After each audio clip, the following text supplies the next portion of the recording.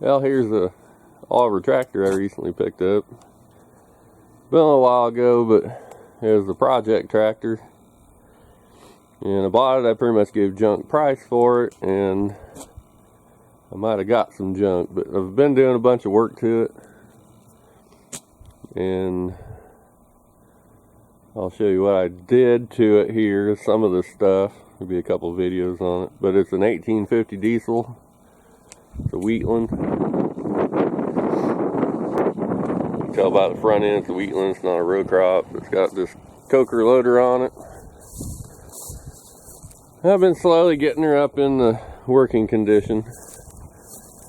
It still needs a few things done to it to be, I guess, work worthy or work ready, where you could go out and not have to worry about something stupid happening. But get a little look at her here. Damn sun's in the way, but well, here's the Oliver 1850 I've been working on, but been having trouble getting parts because I haven't made any of these in a while. But I took the clutch out, thought I'd look at it in this PTO hub that slides back in here. All these springs were loose and shot, but I sent this off and had it rebuilt. And apparently there's 3 different styles of these. There's this style, this is the early style, this tractor is a 66. And there's a Rockford style, it's got different style springs, and then there's a solid drive one.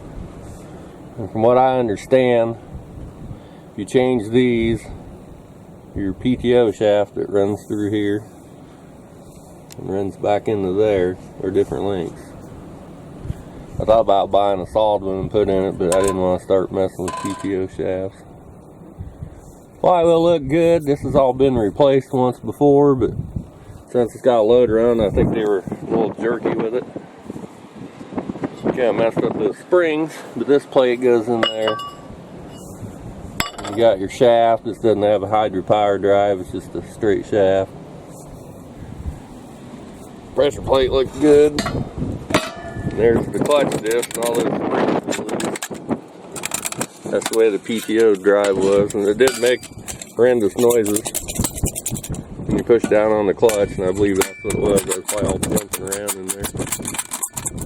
I got a new disc. Gonna clean that up. Got a new throttle bearings that was shot too. Try to get all this back together. So I got this all cleaned up. Got the rust off of it. You might have been watching that thinking, don't stick that together rusty, but I was smarter than that. I cleaned it off with a handy dandy little DA. And I got this PTO hub that goes in there. And I got thinking it's been so long since I did this, I couldn't remember which way it goes in. If it goes that way or if it goes this way.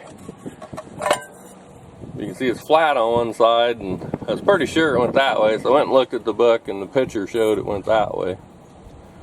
But another thing too, I didn't really need to look at the book. You got this plate here that goes over the top of it, and it works fine this way, the flat side down. If you turn it over that way, there's a gap in between it, so you can figure that out on your own, but I guess if you're smart enough. This bearing goes in here too. I need to get it in right, I ain't got it in yet. So once we get that in, tightened down, you can stick the pressure plate on and the clutch disc, and I have to line it up with this shaft here. And maybe it ain't that shaft, there's another one there somewhere. I think it's the shorter one, where the heck it went. It's around here somewheres. Forgot to mention that this deal here was rebuilt or whatever. I know this is the original piece, this side. They replaced this one because it was wore in there pretty good.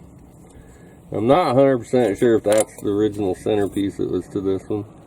But they painted it black, and I do not like to have paint on stuff that sits in between 2 pieces of metal, because that paint on there, you stick it in there and you tighten it down, and that'll get warm, and that paint will kind of squish out and squeeze out, and the bolts will loosen up. So I cleaned all the paint off of it. It's a little too important to not do that when that's clear inside there and all this stuff goes on. So that's a little tip or trick, I guess. Got the drive plate back in there. You can see that bearing that goes in there. It holds the shaft. Now I just need to clean the pressure plate up, get my new disc, and find the shaft that goes through there, and we can get all this back on. There's the new clutch. Looks just like the old clutch. And that's the shaft. It connected to the one that goes back here where the coupler chain is, but there's like a connector here. But I couldn't find that, and it fell down. It was in the grass. So I got it cleaned up somewhat, good enough to do this. And that's on there. Here's the pressure plate. I sanded it, got a little surface rusty too, like the flywheel. I need to get the bolts and put it down in there and get it tightened up. The pressure plate in there, and I got my disc in there, and the alignment tool, which is just the original shaft that comes out of there. But I found out that these little adjusters here, which adjust your fingers out down in there, were loose, and they all moved in. And there was evidence by looking at the old clutch that the fingers were hitting the springs in there. So I made this handy dandy little finger height checker thingy. It's the only thing I could find that fit on there kind of tight. You'd have to wrap a little masking tape around it so that fit nice and snug. How I was adjusting the fingers is not the way they say to do it. They say to stack shims underneath there, take the disc out, but I'm not doing that. To me, this is more of a real world kind of the way it works, I guess. But got that up there and a little snugged against it. I got a 2000 feeler gauge, and I just been sticking it down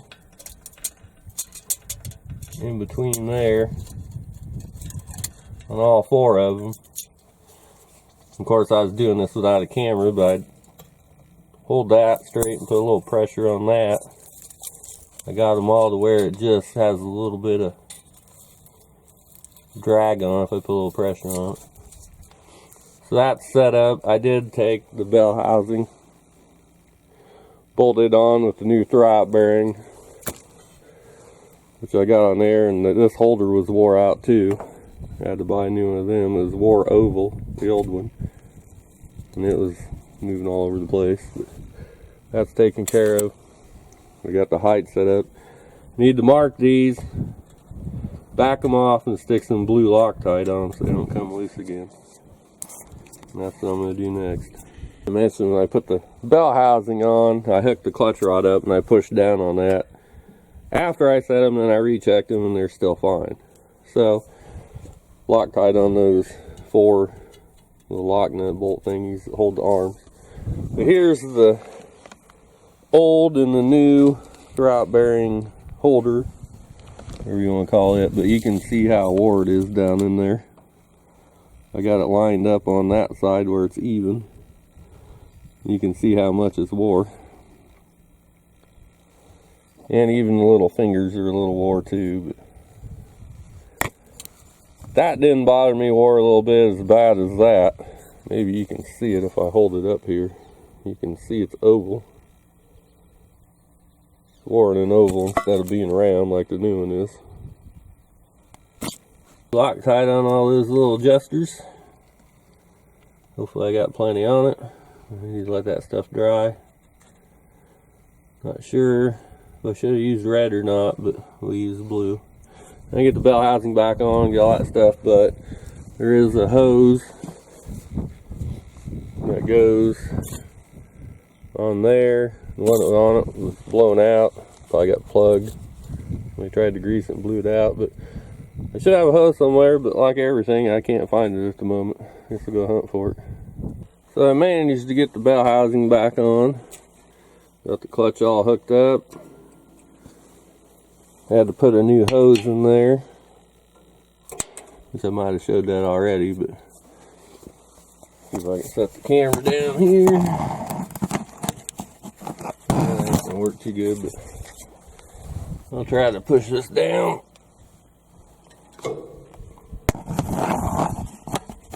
Hold that baby there. That ain't gonna work. I'll have to do this a different way. Anyways, clutch is down after spinning. Next is to put all these shafts back in, hook it up. Thought about trying the PTO shaft in there, make sure it engages before I put all that in.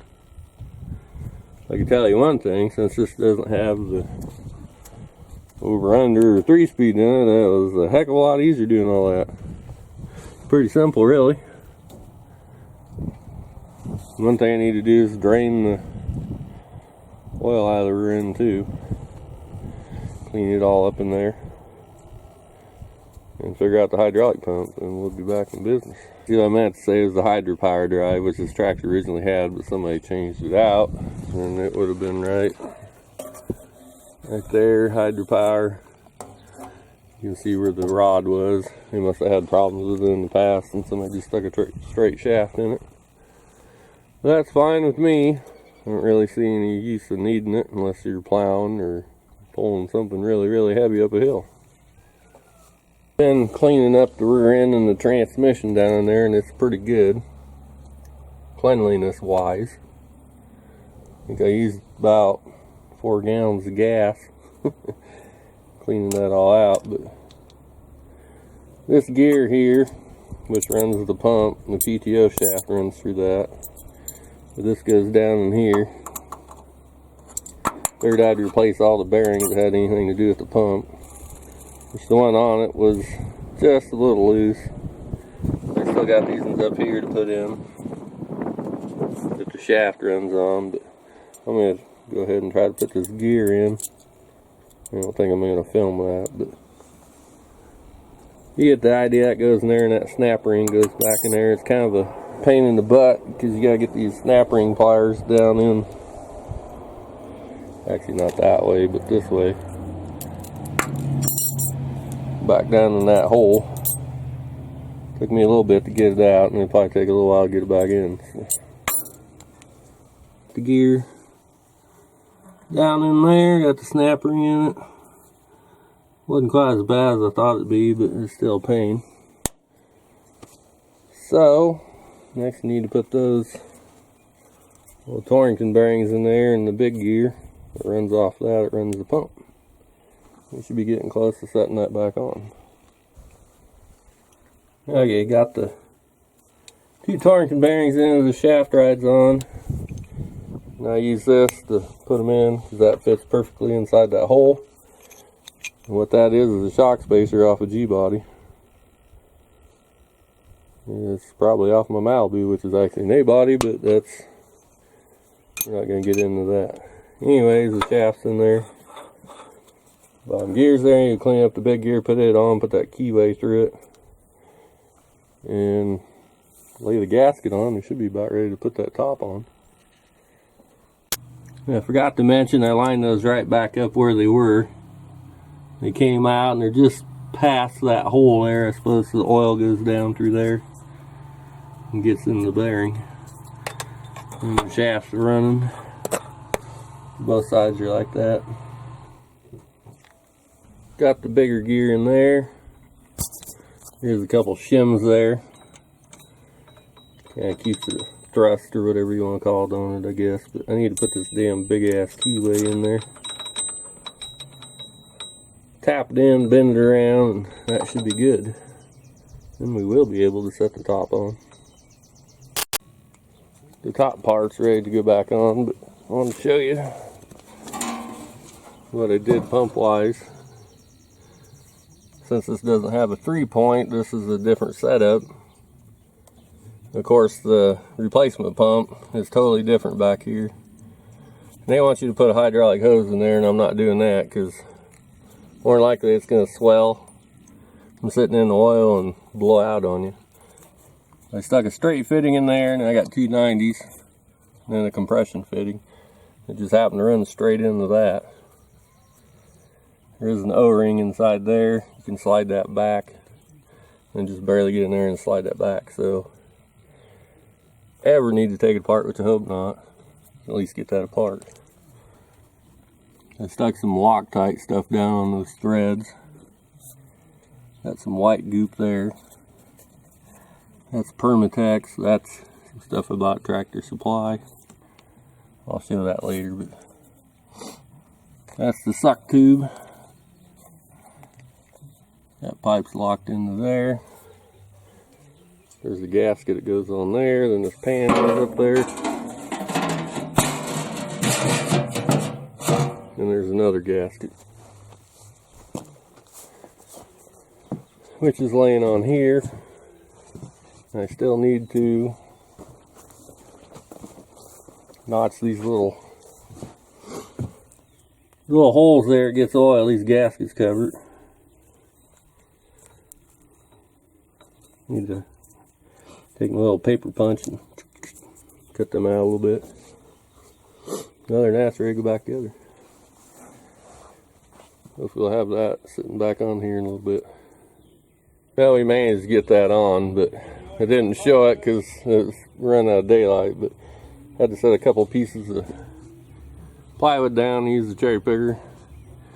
Put these dowels in there to line it up. Did have a little bit of trouble with the gear lining up, but take some vice grips. Just kind of stick on the end of that shaft. Use meshing, so not let it fall down. But I greased the bottom gasket and I put some silicone on the gasket on the pan. I was just kind of in a hurry to get this done, didn't get to film it. But you get the gist of it. It's on there, just need to stick all the bolts in. Dowels are lined up. And like I say, it's getting dark, so clean a bunch of bolts. I also need to set that back on because I think it might, there's a chance of rain tomorrow. Hopefully it doesn't rain tonight, but I need to cover all this up. So here's the goop and thread locker I used on those fittings. I got this at Tractor Supply. Pressure high strength, 10,000 pounds, 300 degrees. Use that on the 90-degree fittings, lock them together, and then I use this stuff on the other fittings that you would probably want to get out on the pump. But that stuff's supposed to be able to come out, but I don't know. This stuff here, I don't know if I should have used it or not. It might just be regular Teflon paste or something, but that's what's on it. Just get all the bolts back in. I don't know if they're in the right spots. There's a floorboard that goes on here, and some of these bolts, somebody's had it apart before, and they're kind of got all different lengths and different holes. But I just stuck a bunch of bolts in it to hold it down to get the silicone. And the gasket's kind of sealed up. It ain't gonna hurt if I take a bolt out here and there. But I did get the transmission cover back on. It wasn't too difficult. Just cleaned it up, stuck a little silicone goop on it. And bolts are down. I was also working on the shaft up here. And I got a couple hose clamps on there. I don't know if something's missing back in here. Read the book, it says something about a spacer. I don't know if there is such a thing. The only other thing I did find out is I believe this back gear is different if you got just a straight shaft than if you got a hydropower. These two gears are hydropower gears. It's kind of beveled. In a picture of the other gear that goes back here, it looks like it's cut straight, and I think it might be a little longer there. But that would slide back and forth quite a bit without those hose clamps on it. I don't know if that's the right thing to do, but I'd rather have it not moving back about 1/4 of an inch or 3/8 of an inch or whatever it moves. Worst comes to worst, I'll just get one of those bearing, 2-piece bearing collars to clamp around, and you stick 2 bolts down in it to hold it. I need to put the chain back on, but I wanted to fill it full of oil and spin that gear around and get it pumping oil through the system before I start it. Then we put the PTO shaft in. There's also 2 seals in behind here I want to replace because the bottom was leaking and the seal is total junk in it. I got new seals, I need to do that. I need to take this back off and put some grease on the threads and tighten it back down. I got this loose, we'll spin her off and see what's in there. That's the filter for the system. And if these are 3-point, should be a spring in there. Of course the 3-point sits up higher and this sits up here, but that's where the filter is on this style with your 2 control valves there. That spring goes in there, goes in there. There's the filter. I cleaned everything out, had it all apart. Got all these plugs out, every single one of them, cleaned the whole thing out. Had that out, cleaned it out. Still need to put some O-rings in there too. We'll get some grease that up, stick that back on. Got her all greased up, ready to go back on. Hopefully don't have any problems with it. I'm gonna have to set the camera down and do this. There she is. I also forgot to mention, when I was out here working on the shifter plate, it wasn't too bad of weather out, and it was kind of looked like it was raining to the south down that way. And all of a sudden there was a tornado about 5 miles south of here, and it started getting dark here. We didn't have a tornado, but it held for about 5 or 6 minutes. There's a few pieces 1.5 inches in diameter. Most of it's about 1 inch or 3/4. Every time I try to come out here and work on it, all I want to do is rain, so I ain't getting a whole lot accomplished. But hopefully the rain will be done for a day or two here and I can get some more done on this. Here's the inside part of the PTO shaft, which is that there. That covers that up, but it was leaking oil through there. I also need to change that bearing there. That's an 88/128 bearing. That's the same bearing a 9-inch Ford takes. Big bearing on your axle. But I got the new seal in there. Also have another new seal that I'm going to put up in here. Figured I'm there, might as well do it. This is the old seal that was in it. And you can see it's ripped. Over here is on that side. And also there's a spring that goes around there, and it was broken 3 pieces. So the seals here, you can see they're not exactly the same depth wise. This one's a little skinnier. There's some noisy birds flying over. But that seal there, you can see it's kind of got a edge on it, I suppose, when you set it down in there. Because it goes in backwards, that you think. It wouldn't go in that way, it would be the easy way. You could just stick something flat on there and knock her down in there. This one's pretty thin there. So I got thinking, I'll either need something that perfectly fits down in there. That's 2 3/4 inches. I couldn't find anything, but I thought it'd be better to get something to push down in there, so it's more flat in there. And I ended up finding this piece of PVC pipe. It just happened to be almost the right size. It kind of fit tight around there, but I thought maybe it would try to get wedged in between the steel there and screw it up, so I just kind of went around it with the grinder and ground it down so it fit perfectly down inside there. And that's what I used to knock it in.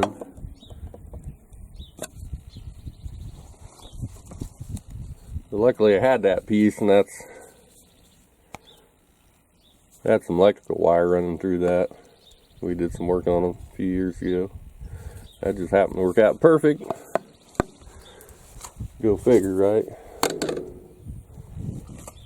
Not really go figure, but surprised the heck out of me. But there's also shims in behind here. Set your clearance. And one neat thing too is they only go on one way. Not so much for the shims, but for this, there's like a groove there where the oil runs down, and that has to go up. The top one's the same way. But those are the exact same. You could switch them around, but it'd probably screw up your shims. Possibly. It would for sure, but anyways, I need to get down in there and clean that. Crud off that so it doesn't affect the seal and make it leak. So I've been working on the upper plate here. Bearing retainer, whatever you call it, but one I didn't like that, it's got a pretty good groove in it. I did try to clean it off as good as I could, so maybe you'll get a good seal. I'm not going to tear the whole thing apart unless it starts gushing. You got to take this whole thing off and pull that out from that direction. One thing I noticed, this seal had been replaced in this before, and somebody beat the crap out of it. There's freaking gouges all over in it. And they're probably the people that stuck a seal in it was leaking. I don't understand why it's leaking. I did everything correctly. No, you didn't. So now I'm going to have to stick some glue on it to help seal that up. I'm going to knock that seal in. I should be able to stick that back on there. I have a safety measure going on here. This is where the pressure regulator is for the hydraulics to set the system pressure. And there are some shims in behind here. There's that little oil running out. There are a stack of shims right there that you add or remove some of these shims here to set your pressure. Now it could be the way it always was from the factory, who knows, or somebody might have been messing around with these and adding shims, being the pump was kind of wore to raise the pressure. I'd rather be safe than sorry. I'm going to take about half of them out and then start it up that way. That way it doesn't by any means or by chance happen to be too much and screw something up. Could possibly damage the pump or blow something out inside there. Maybe that line I made, I don't know. I want to be safe than sorry, and better to be safe than sorry, I should say. And then after I get it all going, I'll check the pressure and we'll adjust from there. Back working on the Oliver after all the rain we've had. I haven't had a chance to work on it too much. It finally stopped raining for a day. We got 1.5 inches of rain yesterday. I'm ready to install the PTO shaft. I did fill up the transmission and the rear end with 80/90 gear oil. I also managed to fill the hydraulics up full. You can see she's full. I did put some oil in it and kind of let it sit here to make sure nothing was leaking before I put any oil in the rear end, and nothing ran out into the rear end, so that's a good thing. I had to replace this line because it was rotten back here, extremely rotten.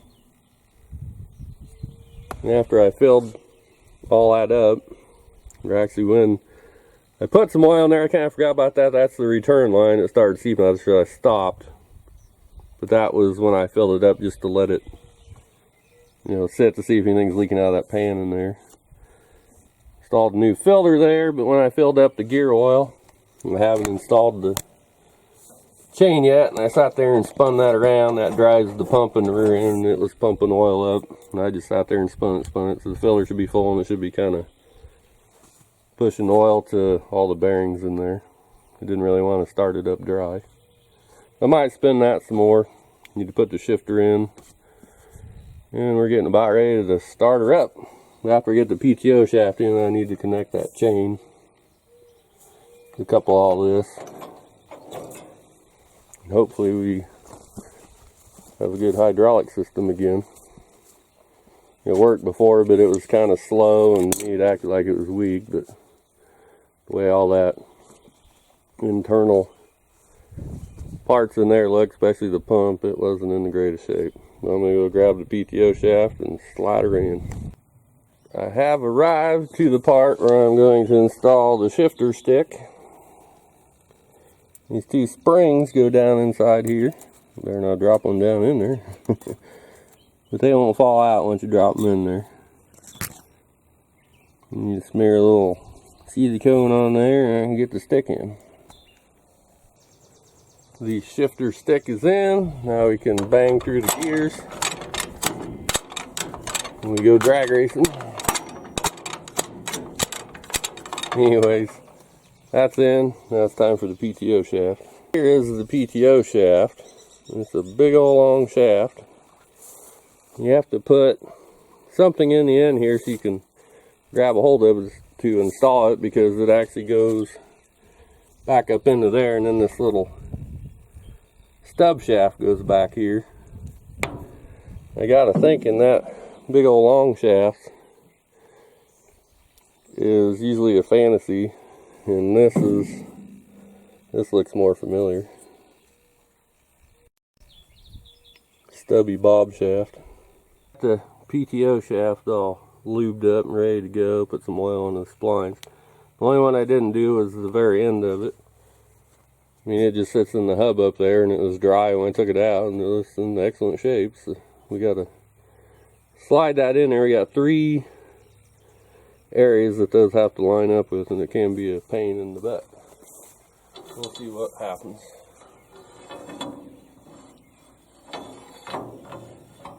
First one went. It feels like another. Second one went. Here's the third one. Almost. Don't want to slide into the PTO head. There it goes. All the way in.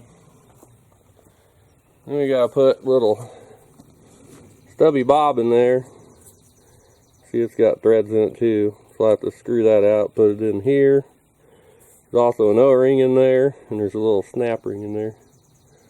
Thought I brought the snap ring over here. I don't see it at the moment. Hopefully I didn't lose it. Nope. Over there on my pickup hood.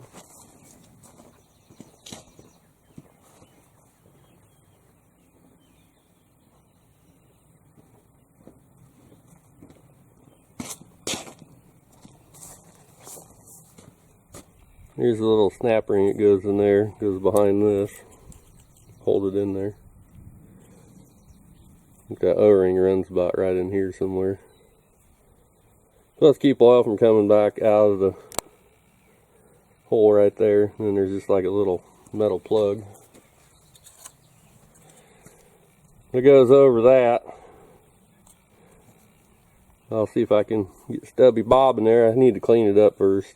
Get that O-ring in there and clean that up too.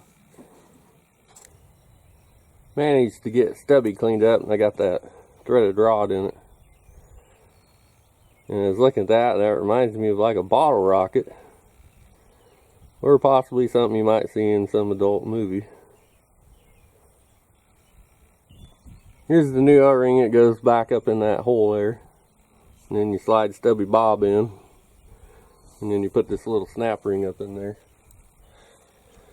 which I still need to clean up. You can see 2 grooves back up in there. The first one is for the snap ring, and that second one back in there is where the O-ring goes. So I'm going to go ahead and install that O-ring up in there.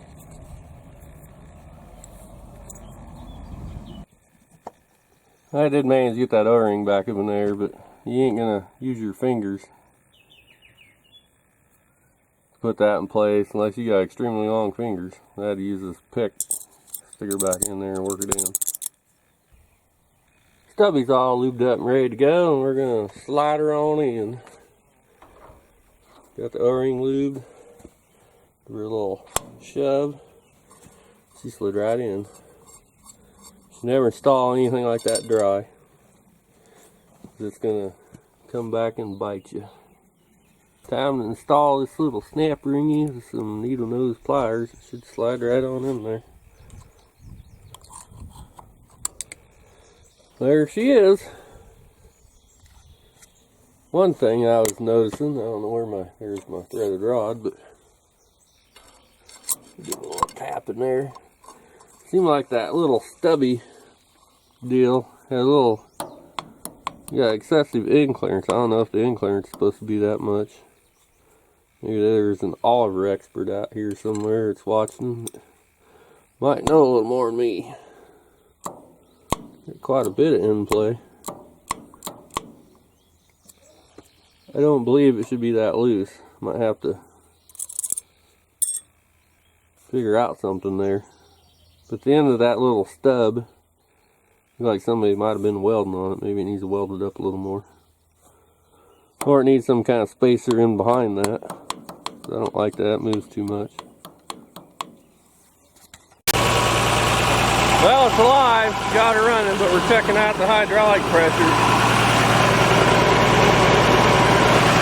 That's supposed to be around 2,000 when you pull the lever back. But since I took those shims out, we'll see what you got.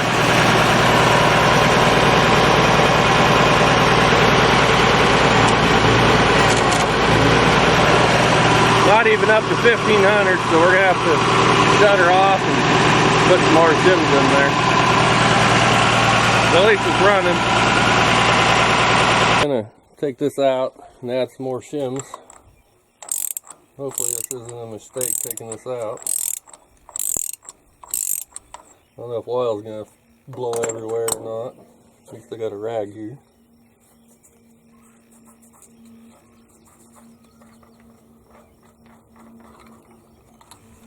Yep, that's what I thought.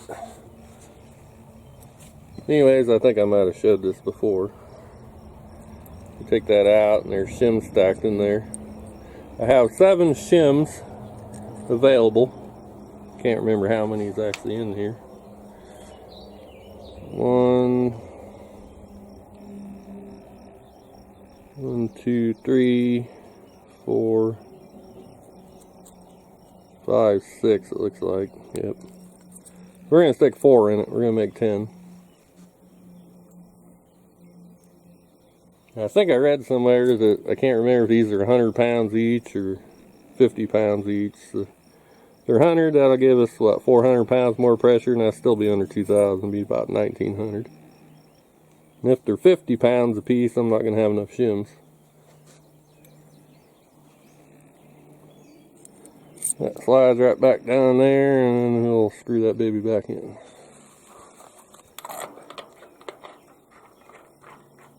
And let's make an oil mess.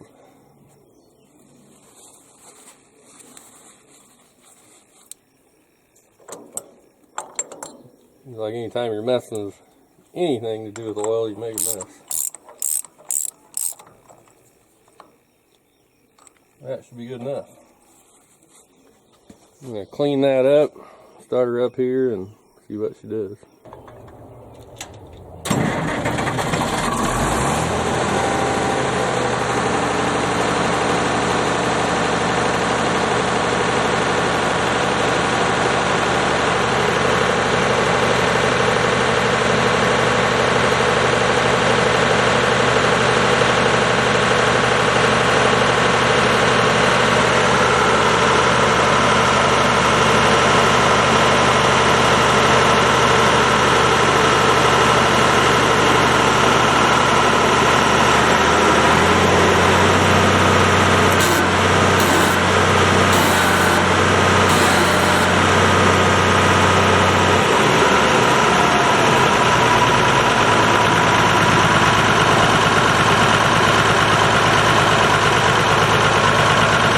Obviously that's not enough shims, so we're going to stick the rest of them in and see what it does.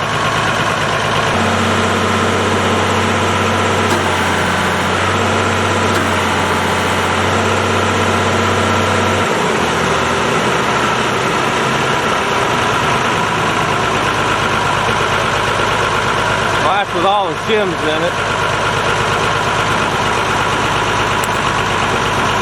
The only thing I'm not 100% sure on is my damn tack doesn't work because the cable's broke.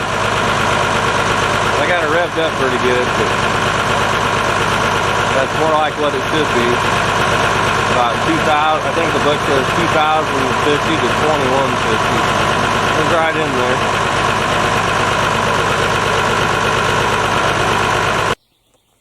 there. Okay, I'm going to leave it right there. Next thing we need to do is check, get this thing back a little bit, check the pressure right here for the power steering. Need to go read the book. I assume you just take that out and put the gauge there. I don't think you're supposed to deadhead it against it, but I'll go do some reading. And I have had that plug out, and that's got an inverted flare fitting in it. versus that has a pipe plug. Pipe, what do you want to say, national pipe threads. I had a heck of a time finding the fitting that'll fit in there, and I might have to modify it to make it work. Actually, I need to replace this hose, but that's going to be done after I figure this out. See what the pressure is. I don't know if you can put some shims in here. I haven't exactly did all the research on that yet. I know that's where you tested that.